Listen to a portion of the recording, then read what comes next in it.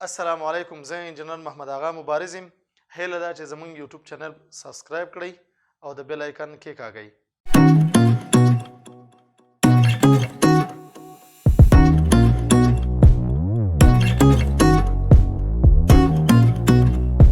ګرانو لیدونکو، نن ورځ موږ د لومړۍ درجه یو مجهوله معادلو په څو ځانګړو حالتونو خبرې کوو.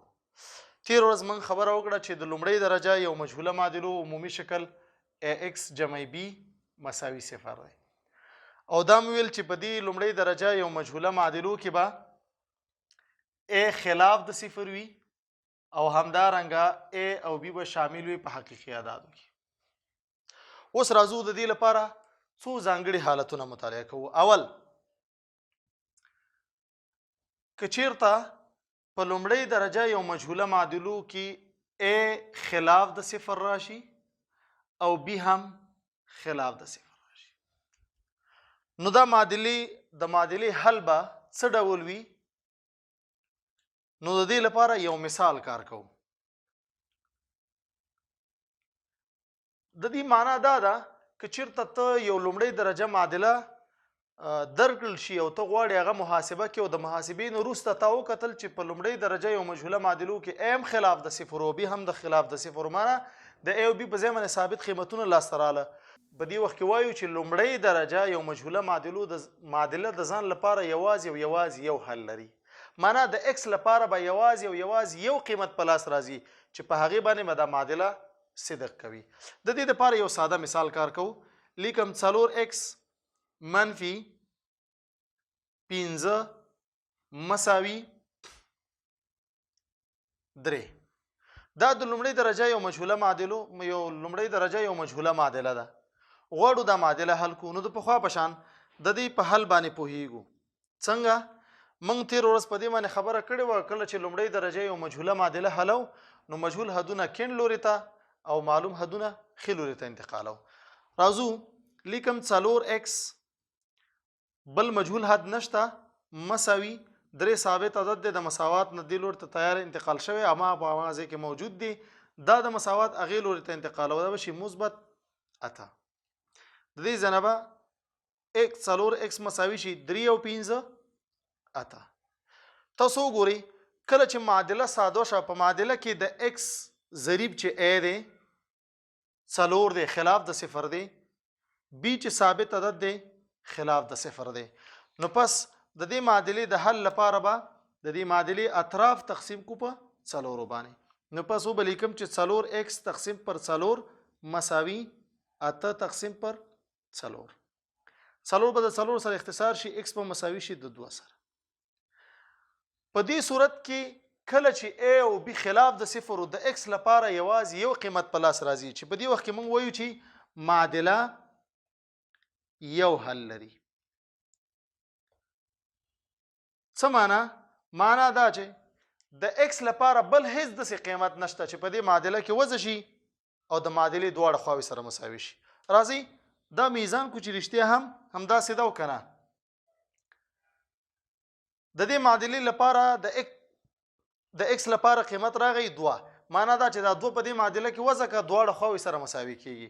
نو به لیکم چې 4x منفي 15 مساوي 3. 4 ضربې د x په ځای باندې ولیکم 2 منفي 15 مساوي 3.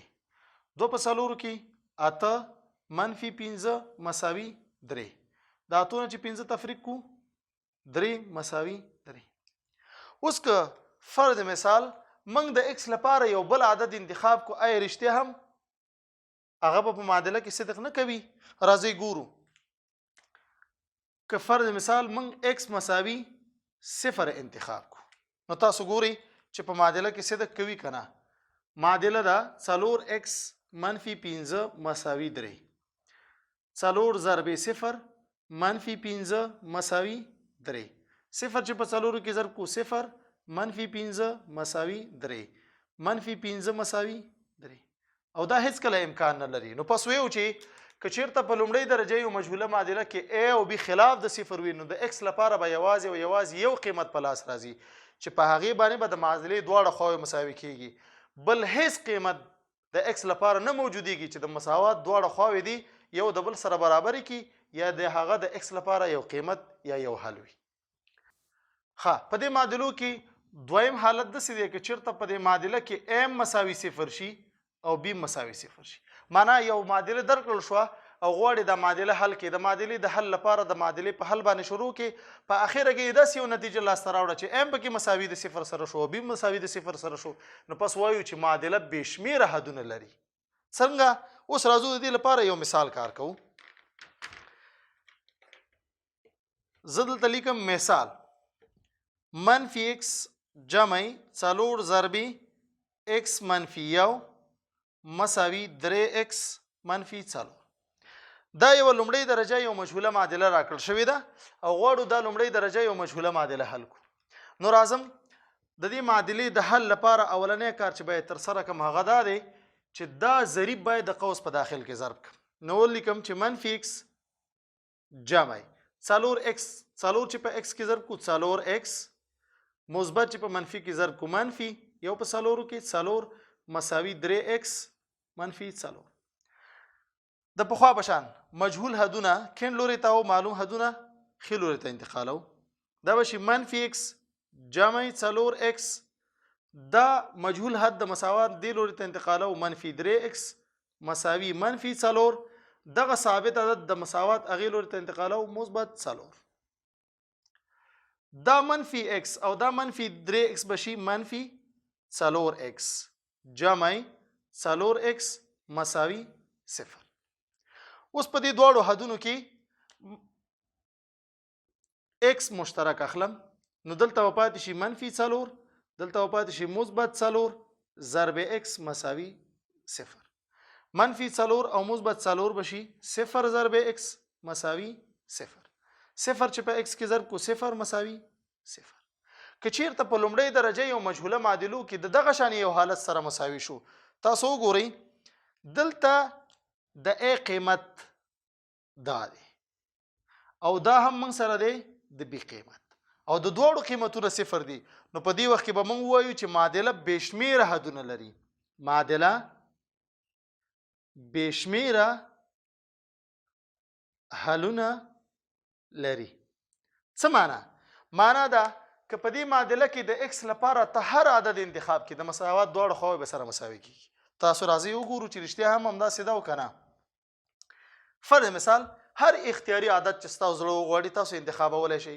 فرضاً موږ دلته د x لپاره ما د x لپاره 2 عدد انتخاب کړی. زه یم چې په دې معادله کې د x مساوي 2 لپاره د مساوات دواړو خواوې سره مساوي کیږي. راځئ وګورو چې رښتیا هم همداسې ده او که نه. وبلیکم منفي x جمع 4 ضربي x منفي 1 مساوي 3x منفي 4. د x په ځای لیکم منفي 2 جمع 4 ضربي د x په ځای لیکم 2 منفي 1 مساوي کیږي 3 ضربي 2 منفي 4. دا به شي منفي 2 جمع 2 نه چې یو تفریق کو یو په 4 کې 4 مساوي 2 په 3 کې شپږ منفي 4. منفي 2 او مثبت 4 بشي 2 مساوي کیږي شپږ نه 4 تفریق کو 2. اوس یو کس وي نه کیدای شي د x مساوي منفي 1 لپاره هم داسې د کوي. هو د هر منفي مثبت عدد لپاره د مساوات دواړو خواوې سره مساوي کیږي. ځکه موږ ویلو که چیرته داسې حالت موجود شو نو موږ وایو چې معادله بې شمېره حدونه لري. راځئ د x مساوي منفي 1 لپاره هم امتحان کو.